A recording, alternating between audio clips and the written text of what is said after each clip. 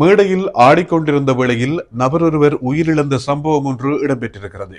இலங்கையில் அல்ல, இந்தியாவின் கேரளாவின் திருவனந்தபுரம் என்ற இடத்தில் இந்த சம்பவம் இடம்பெற்றிருக்கிறது. இப்போது 46 வயது உடைய நபர் குழுவாக இணைந்து மேடையில் ஆடுகிறார்கள். ஒரு 10 பேர் அடங்கிய குழுவினர் மேடையில் ஆடிக்கொண்டிருக்கும் வேளையில் அவருக்கு திடீரென்று ஒரு களைப்பு வருகிறது. மேடையில் அப்படியே சரிந்து விழுகிறார். மயங்கிய நிலையில் அவர் உயிரிழந்திருக்கிறார். கடந்த 26ஆம் தேதியிலிருந்து எதிர்வரும் 5ஆம் தேதி வரை கேரளாவில் ஓணம் பண்டிகை மிக சிறப்பான முறையில் கொண்டாடப்பட்டுக் கொண்டிருக்கிறது. இந்த ஓணம் பண்டிகையொட்டிய ஒரு சிறப்பு நிகழ்வுதான் இங்கு இடம்பெற்றுக் கொண்டிருக்கிறது.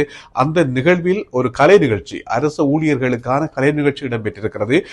கடந்த ஆட்சியின் போது முன்னாள் எம்எல்ஏ ஒருத்தருடைய உதவியாளராக கடமை புரிந்த குறித்த நபர்தான் இன்றைய தினம் அந்த நிகழ்ச்சி இடம்பெற்றுக் கொண்டிருந்த வேளையில் உயிரிழந்திருக்கிறார். பொதுவாக இந்த ஓணம் பண்டிகையை பொறுத்தவரைக்கும் கேரளாவில் இருக்கக்கூடிய அரசு ஊழியர்கள் அவர்களுடைய பாரம்பரியத்தை பேணுகின்ற உடை அணிந்து இந்த கலை நிகழ்ச்சிகளில் கலந்து கொள்வது வழக்கம். அவ்வாறான ஒரு நிகழ்வில் தான் இந்த சம்பவம் இடம்பெற்றிருக்கிறது. அதேபோன்று கடந்த மாதமும் கூட இந்தியாவின் மத்திய பிரதேசத்தில் இடம்பெற்ற இவ்வாறான ஒரு நிகழ்விலும் கூட ஒரு கலை நிகழ்வு இடம்பெற்றுக் கொண்டிருக்கும் போது அங்கிருந்து ஒரு குறித்த நபர் மயங்கி விழுந்து மாரடைப்பு காரணமாக உயிரிழந்தார்.